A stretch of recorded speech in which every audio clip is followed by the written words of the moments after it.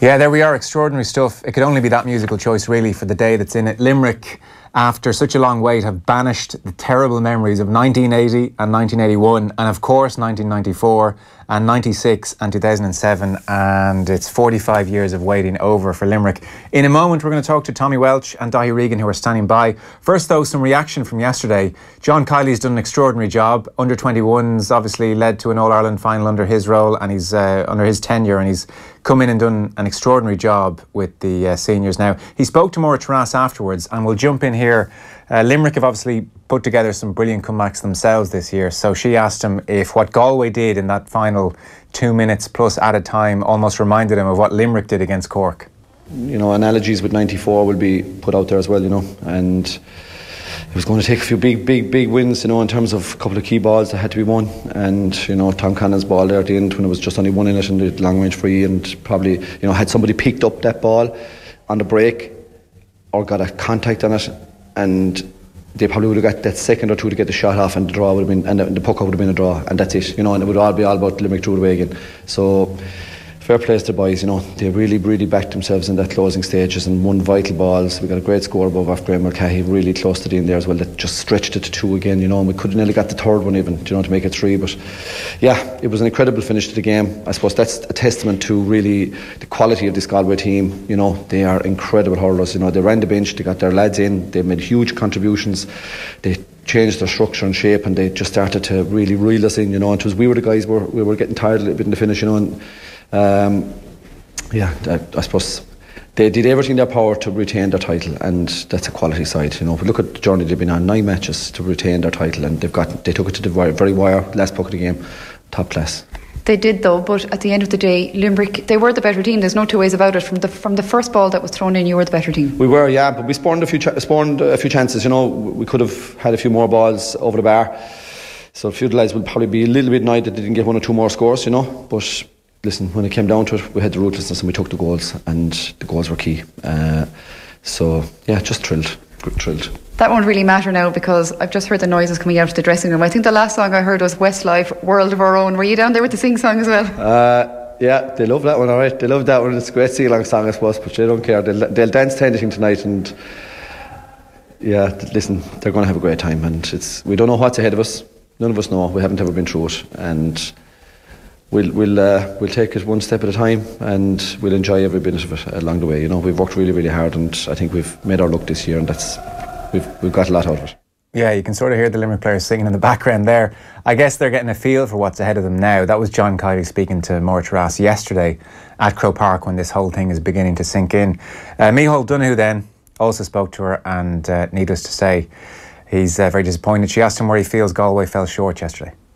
4 points down at half time, you know, probably didn't hit the heights we would have liked to, but you know, the boys were still in the game and said 4 down at half time, and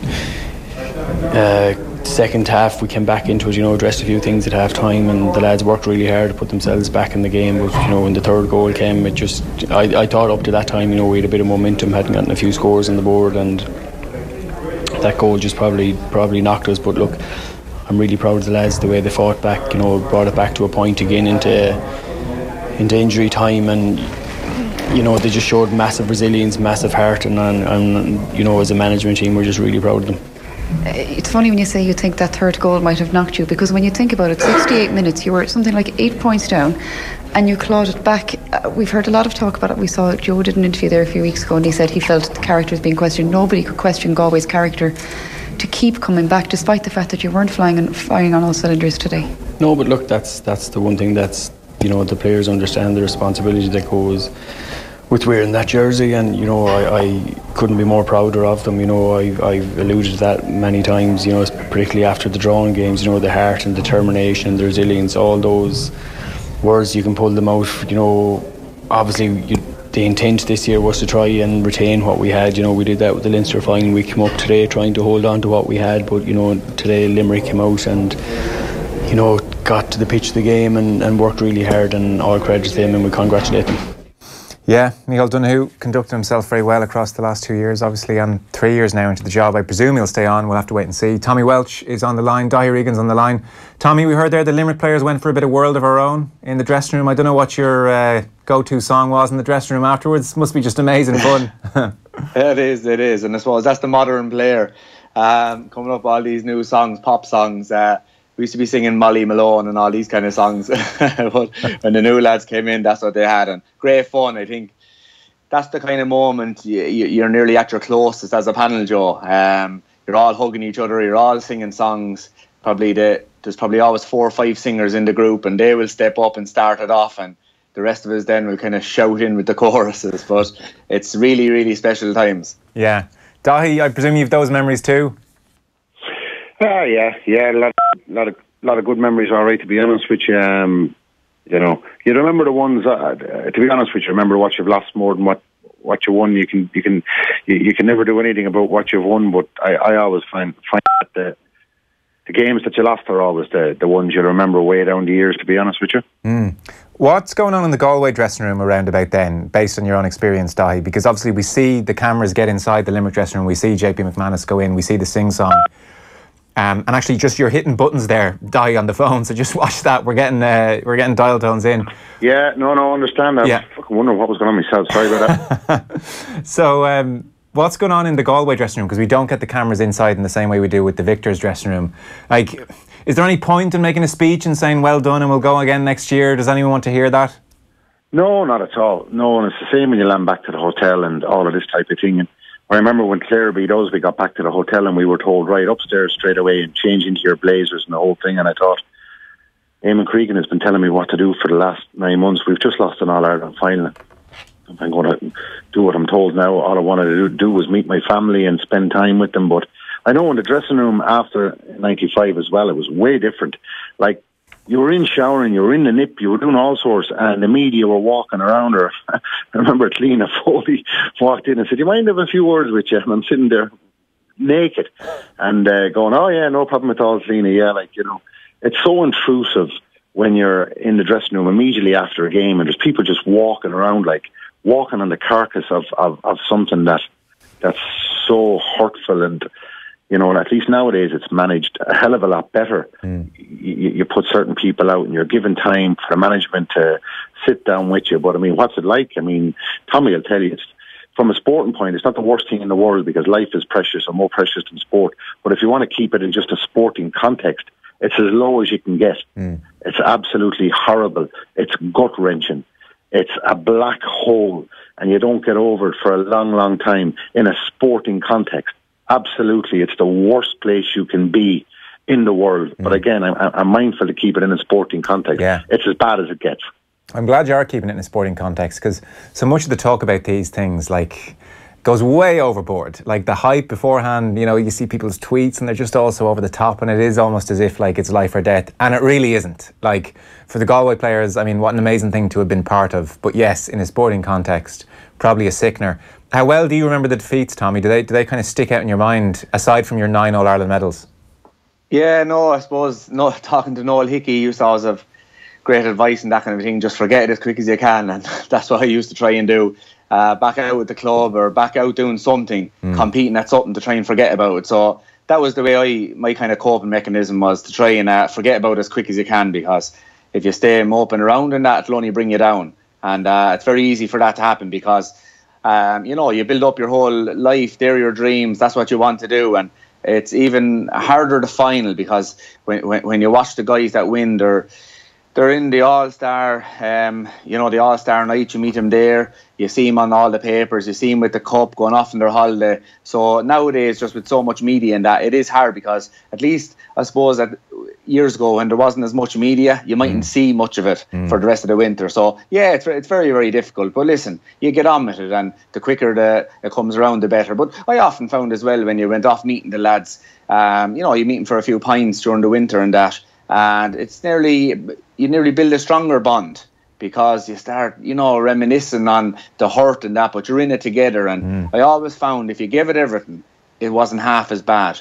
You'd get over the mistakes. No one ever really minded that. And that's why I think Galway, I suppose, Joe, they'll get over this, not quick, but they will get over that bit easier, because if they had to be maybe 10 or 12 points yesterday, everyone would be questioning their guts, their spirit, their determination, their mentality. But no one will question it now, Joe, because they know that they gave it everything. When the game was over, they still fought and nearly staged the greatest comeback, I'd say, ever in an All-Ireland final. Yeah, to go along with that, Daithí, will this be, I don't want to use the word easy, maybe easier, will it be kind of a bearable defeat for Galway, or will this one haunt them, do you think?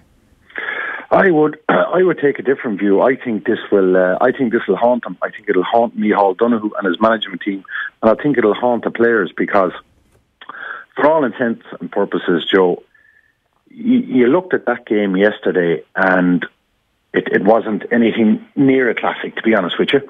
And I figure if you were looking at it at home, it looked actually quite a very average game of hurling.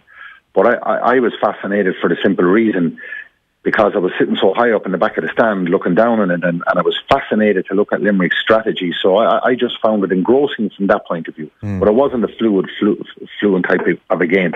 Like, to go back to the question you're asking about Galway, I'm at a loss. I'm at a loss thinking about it throughout the day today to figure out. I mean, that was a very poor defence of an All-Ireland title. That was a really poor performance from Galway. It lacked intensity. It lacked imagination.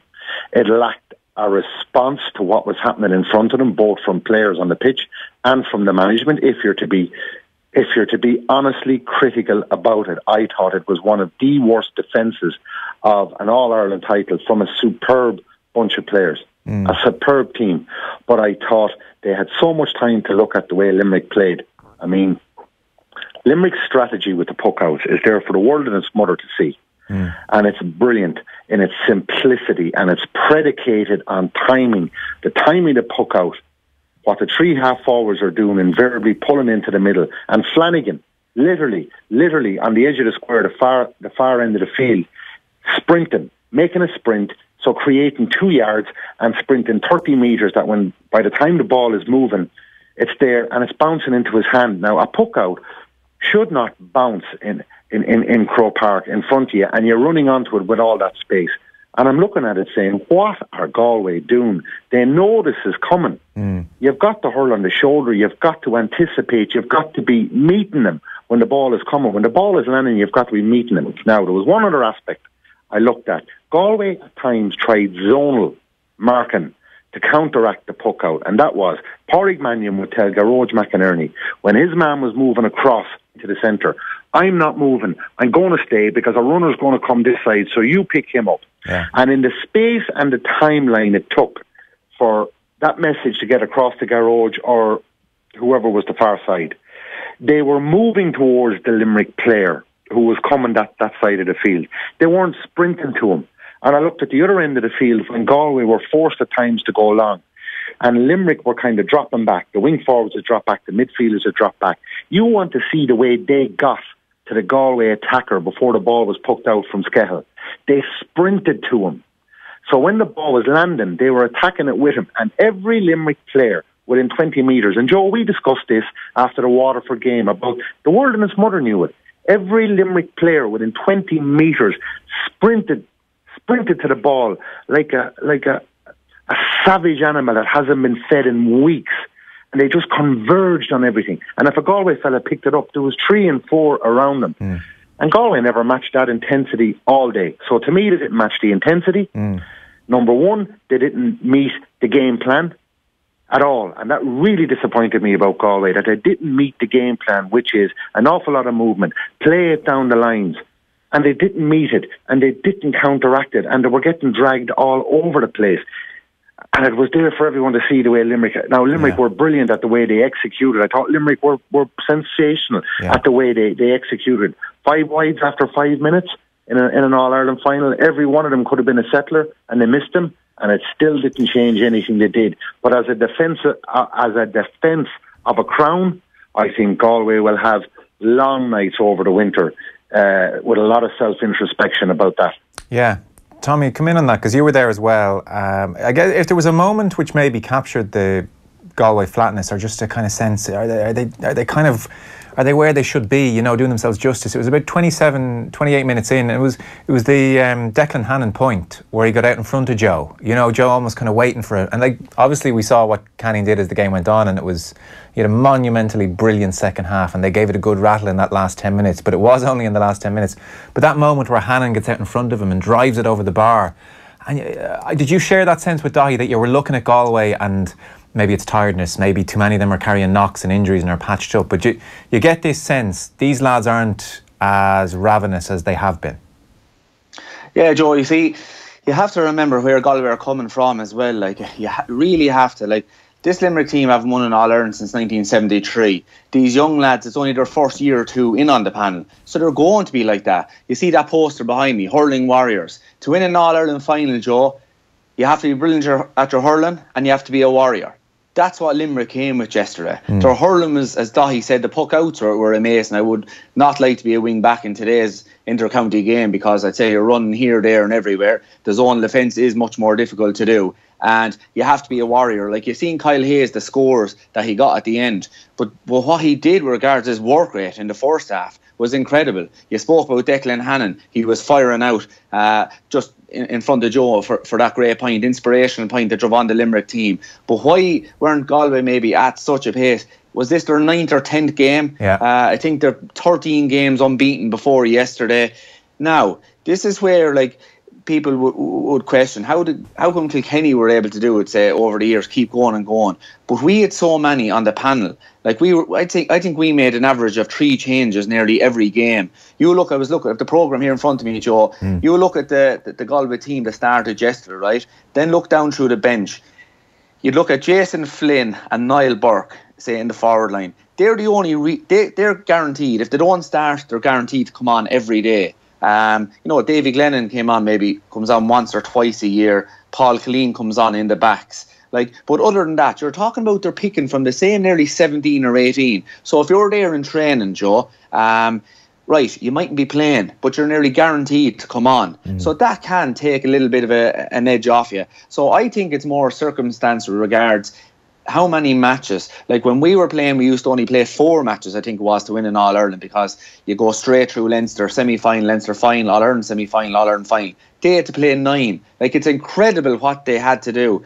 And like, that was the first match they were beaten in this year. Limerick were lucky enough. Like, let's talk about Limerick below and Ennis. If their season had to finish that day, you'd be saying they're not at the races, their minds weren't there, they were too confident. But no, they were lucky enough, they got that shot, and they were able to come on then and remember that and bring it with them for the rest of their days. Now, I know, as you often said, they've got a few warnings in the Leinster final and in the All-Ireland semi-final, but listen, there's only so many times you can come to the well. I thought their backs and midfield as defensive unit, they were terrific yesterday, because the balls that were coming down it was an onslaught, really. And I just thought the form of the Galway forwards, they just weren't in form yesterday. Yeah, what's your reading the Galway forwards, Dai? Massively disappointing. I mean, a case in point, when Niall Burke was coming on, and Tommy's right, the same 2 guys are always the first 2 on. When Niall Burke was coming on yesterday, Mannion was halfway down the tunnel. Conor Cooney was making his way over to the sideline. Conor Cooney thought he was gone, because Conor Cooney's been taken off in all the games this year, bar the first one. And then he didn't make the Kilkenny game. And Lynn got in. And I said it to you, Joe, about Conor Cooney, and I said it last Wednesday night. Conor Cooney is a brilliant forward. He's an absolutely brilliant forward. But Conor Cooney is shorn of confidence. And it's like, you know, you look to the sideline, your first sub coming off, when you look to the sideline. Well, when you're in an All-Ireland final, and you're looking to the sideline, and you see Niall Burke coming on, and you're presuming immediately it's me that's gone, and you're actually over at the sideline, and you realise, oh, it's not actually me. That's a player that's gone on confidence. Now, there's something going on there, because one thing in life you can't argue with is facts and figures when they're put down in front of you. And Conor Cooney, over the last number of games, is a guy that's hurling from memory, and he's way better than that. And he has no confidence. He's been taken off game after game, and I suspect part of the problem is, last year when he was full forward, okay, he'd move about, but Johnny Glynn this year has been cementing a place from the start, and he seems to be spending a lot of time in full forward, and it's the go-to ball. And then when they need him out the field to win puck out, as they did at times against Clare, and that he did it, and he did it successfully. And I think Conor Cooney has suffered. And I don't know if he got over the fact that he was dropped, because he's a way better player. He had a lack of form. Conor Whelan yesterday, when Mike Casey went down in the first half, clearly badly troubled with an ankle injury. At that time, Johnny Glynn was in full forward, and they were continuing to isolate him, Joe. He was down with an injury, and you could clearly see the guy was in bother. And I looked at it and I thought, get Johnny Glynn out in the half-forward line, get Whelan in, change the type of ball in on top of Casey now, because he's able to stand underneath it, and he was horsing Johnny Glynn out of it and letting it run behind him. And I thought, he has a major problem, and it's evident he's a major problem. Get the message onto the boys, get Whelan in full and start lower trajectory and get him to start testing that ankle and take him on. And they left Johnny Glynn in on there. And I was looking at it going, that sticks out like a sore thumb. He's going in there injured, and they're just going to pump ball down on top of him. And all he needs to do is stand and use his strength. So there was a number of occasions that type of stuff happened. Joseph Cooney got 3 good points. Let's call a spade a spade. I looked at the paper today, and I looked at the Independent, and I read the articles at lunchtime, and it's great lunchtime reading when you're having a lunch. 2 of the correspondents said, well, at least Joe will most likely pick up Hurler of the Year. What are you on about, lads? What planet are you on? He wasn't in the top 4 Galway players this year. Whelan, the Manions, Daithí Burke, David Burke in the middle of the field. Like, in the first half, Joe was so far off the pace. He was so far off the pace. Now, admittedly, he lifted Galway in the second half, but we need to keep a sense of perspective on this. And Tommy's correct. This is an All-Ireland final. You've got to do it. You need 5 or 6 fellas playing brilliantly for the whole 70 minutes. Galway didn't have one, not one, for the whole 70 minutes. And Limerick stuck to a game plan which was brilliant, and you had a number of players who were brilliant throughout the game. It was easy analyse for the first 70 minutes. It's what came in the next 8 was very, very difficult to comprehend what you were looking at the end of the day. Yeah, we'll come on to those 8 in a second.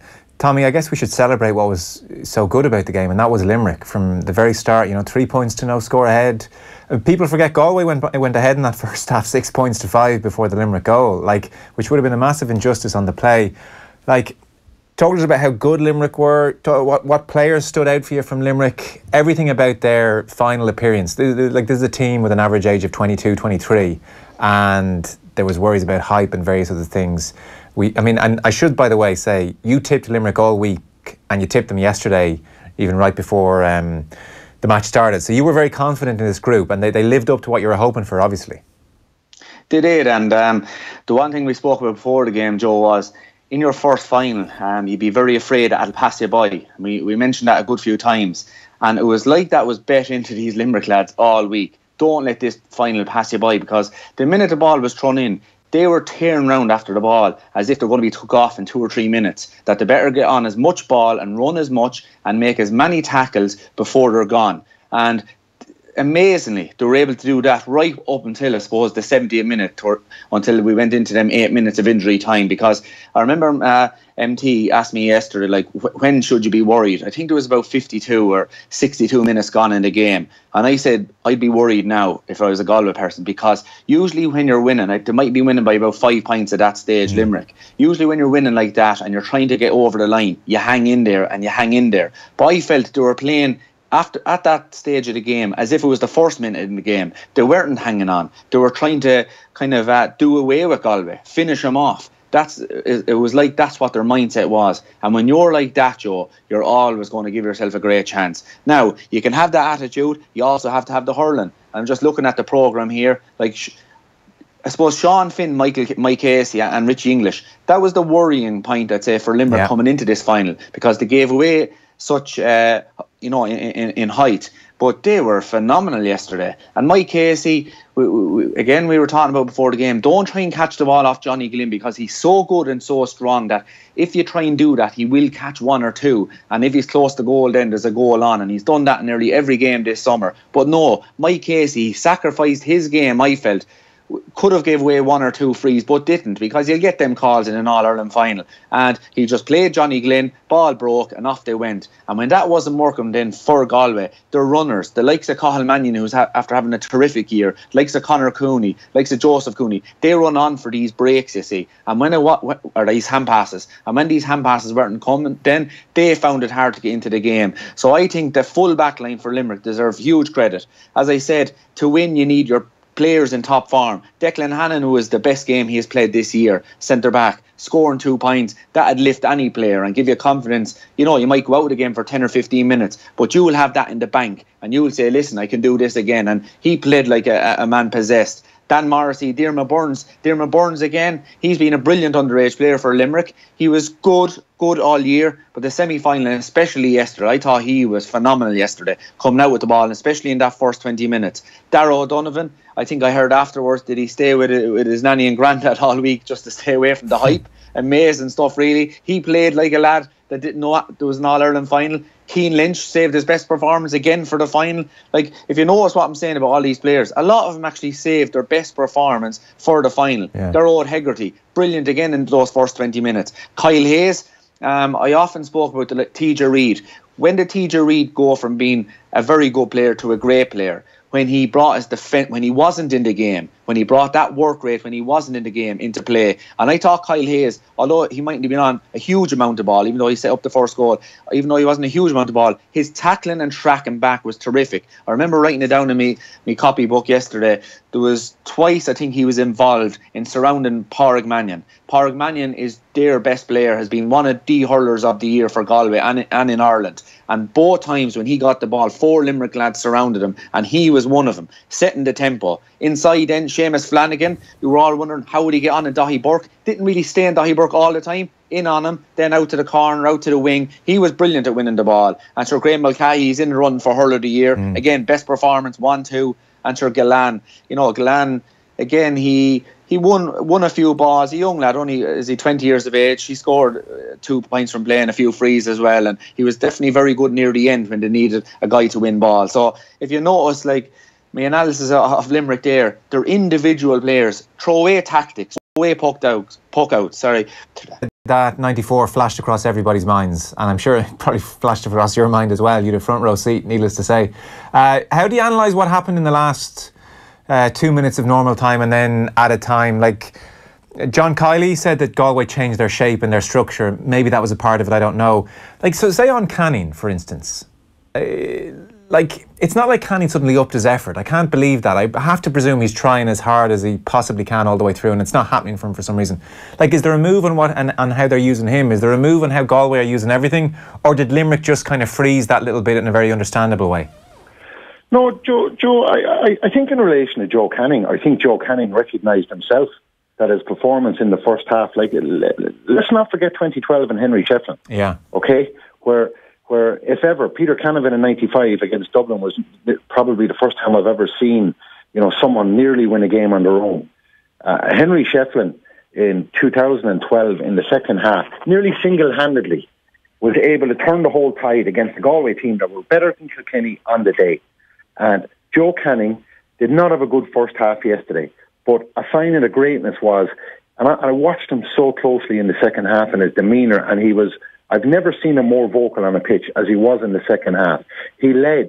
He did not have a good first half, and he didn't lead. And your leaders must lead. But he did in the second half. He got a grip of the game. He got a grip of the surroundings. He was actually talking to his defenders, and I could see him talking to Mannion very closely about where he wanted him, where he should go, etc. And he deserves immense credit for that. Secondly, Conor Whelan was on the edge of the square when he scored the goal, which to me should have happened after 20, 25 minutes, because he's their best forward. To me, he's their best forward, Whelan. I just think when he's on, that's it. But yesterday, he was floating space the whole time. He concentrated no defender's mind. He didn't have to. There was too much floating going on without kind of saying, right, so much talk about the full back line. We're going to target you. We're going to eyeball you, and we're going to take you on, and we're going to run your channels. They never did it. They left Lynn isolated for a lot of it. The first time I seen Conor Whelan on the edge of the square, he caught a ball and he buried it. So, like, was there a change? There was. Two he was 40 yards from goals. He had moved up. I mean, they got the structure right. They moved Garage McInerney out of centre half back, and they moved him to the wing. And you know from my talking about Garage before, Galway made a monumental error. Garage is a sitting holding centre back. He's not a man marking wing back. They got that one wrong. And Micheál will have to look at that. Did they change their structure? I wouldn't agree that they forensically looked at where we're going wrong here. I think they made changes. They certainly made changes. But I mean, did that turn the game? It didn't, for the simple reason it all happened so quick. Yeah. There were 8 points down, and a good ball was hit in from Flynn. Whelan made a great catch, and he buries it in the back of the net. Yeah. In relation to the penalty, correct me, Tommy, if I'm wrong, but was it a case, or for the free, was it a case that somebody actually spoke to the referee and he moved it in? Because I think where the free was actually given from, he moved it in. Because a guy beside me said to me, Jesus, it's Johnny Dooley all over. And I thought, yeah, about the same distance. And then he's moved it across right in front of the goals. And I thought, if somebody has spoken, that's stupid. Now, I've seen Joe Canning against Byrne at Club All-Ireland final in that goals. And that flashed before me beforehand. And before he struck the ball, I could see nothing other than goal. So, okay, it's freakish. They've been hit by 2 goals in the space of. Thankfully, from their perspective, they had the bit of a buffer of a lead, because when Joe Canning stood over it, I thought, if and when he scores this, Galway are actually going to win the game, because there's still about 3 minutes left. I thought it's going to implode, but it didn't. They kept their shape and they kept their discipline, because that's what they've done all year. And I mean, it could have gone absolutely anyway. It was an extraordinary finish. Everybody was on their feet. Nobody could believe what they were seeing, except about the 20 or 30 Galway people around us who had left with 9 or 10 minutes on the clock. And I'm glad they did, because when you do that in an All-Ireland final and you get up and you walk out, well, they deserve nothing better, to be honest with you, those people that did. It was shocking to see it. But anyway, it was just extraordinary what happened in the last 8 minutes. And Mulcahy's point, to get the point like he did, the calmness, was, oh my God, what a finish under pressure. To mind that score from a ball that Galway actually should have had control of. But it was a 1 point hiding, Joe, at the end of the day. Because if Limerick had lost that, is there any coming back? Is there any coming back from something like that? So Galway deserve immense credit for sticking to the task. But it wasn't because there was massive structural change and sorted it out. They got 2 flash goals. And you know what? It was fairly extraordinary that they did, but they got them. But Limerick still saw it out. And anything other than that would have been a travesty. Yeah, you can imagine the scar tissue and the trying to get over that would have been horrific. Tommy, last word on the game to you then, on the 8 minutes of added time and the 2 minutes before that. Like, I mean, we didn't get the classic game that this championship deserved, but man, we got the last 10 minutes were as dramatic as this championship deserved. Like, it was unbelievable. It was hard to think. It was hard to breathe watching it. There was a sense that, like, oh my God, this is happening. How can this be happening? Yeah, and listen, it's sport. That is sport. And like, you know, like, I've met a good few people since the game, and, you know, it's kind of divided whether it was a good game or whether it wasn't. But I weigh on the other side. I thought it was a brilliant game, because I'm not into not that I'm not into it. Like the semi-final, Cork and Limerick, all score. But as a defender, I suppose, you love, like, there was a lot of wides out there, but I felt there was the pressure that was being put on them by the opposition defenders and midfielders. So I love that kind of a game where there's misses and there's hooks and blocks, and you have both sides of it. So I love the game myself. I'd love it better than a 2:30 to 1:30 type game. But those 8 minutes, you see, once the 8 minutes went up, like, it was like, oh no, that's a long time. And, you know, we were all thinking about 94, and, you know, it was, you know, the underdog, like, you'd hate for that like that to happen. And it'd be the other way around. If Galway were winning by, we'll say, 8 points, and that was to happen, you would feel sorry, because people will start blaming themselves, and you'd hate for that to happen. So I think, like, for the psychology of all those 30, like, there was someone yesterday, I think, about 2 minutes to go, Joe, and they looked around, and there was a Limerick, an old fella from Limerick, and he was bawling his eyes out, saying, oh no, we're going to be bet again. So you'd hate for that like that to happen. But 8 minutes, they were horrendous, as John Kiley said, for the Limerick people. And, you know, I'm just delighted that something like that didn't happen anyway. Before you go, Tommy, who's your hurler of the year 2018? So my hurler of the year, like, we'll say, if there was no winners, Pádraig Mannion would definitely be on, you know, one of my top 2. From the Limerick point of view, it's hard to really know, because you have to go back through all them players. But thinking back on it and going back and through, the guy he was nearly kind of finished and kind of a sub type of a player in the last few years, Graham Mulcahy. I thought he was brilliant all year, and I always mention that when you're on top, like, you need your older guys, your top guys to be really leading and showing the way, because they give you the confidence. It's just something about an older player and that. And I thought from the first game of the championship, he has led the way, Graham Mulcahy. And to show his resilience, where he came from, like, he was there for a few of those losses. So for him to come back and still do it with all these young fellas on board all year long.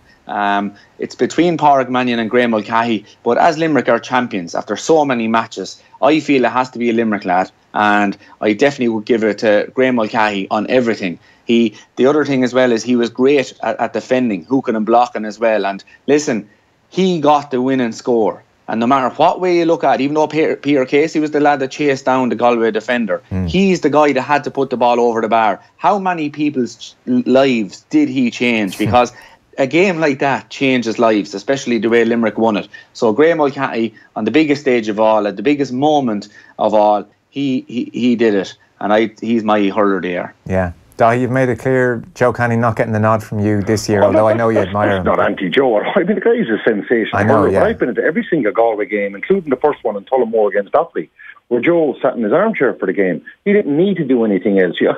And we were looking at him that night going, you know, you see when they come up against the bigger boys what this guy can do. So, like, don't get me wrong, the guy's a sensational hurler. But I've seen every game this year. I was at every single game this year. Daithi Burke, Pádraig Mannion and David Burke gave some of the great exhibitions that I've seen this year, but wheeling up front. But for me, the first three mentioned Galway players, every game, they were just outstanding from start to finish. And that's what, if you're judging a player, and that's what you should judge a player on for Player of the Year. And your overall hurler of the year? I'd say the same for Mulcahy. But I'll tell you who I've seen all bar the Limerick player game. Cian Lynch, to me, was just unreal. His touches, his flicks and the whole thing. They got him into a position midfield. They've been playing him up front before. Maturity beyond belief for a young kid. I mean, to me, just a pleasure watching him. Did he do some of the things that Daithi Burke did during the course of the year? I'd probably give it to David Burke, to be honest with you, if I was to give it to the All-Ireland losers, because he played like a captain. I just thought he was absolutely extraordinary. I give it to Cian Lynch if I had to go along with, you must give it to. But the player I enjoyed most watching this year was David Burke, Galway's captain. I just didn't to lead like that in every single game he was unreal. Okay, great answer. What a summer we've had. I don't know what we're going to do for the next 8 months, Tommy. Well, I know what I'm going to do. I'm going to start club training. What's that, Tommy? I'm sure we'll find stuff to talk about over the winter. Listen, thanks a million, lads. Another brilliant season. Appreciate it. Thanks, Joe. Thanks, Dai. Bye.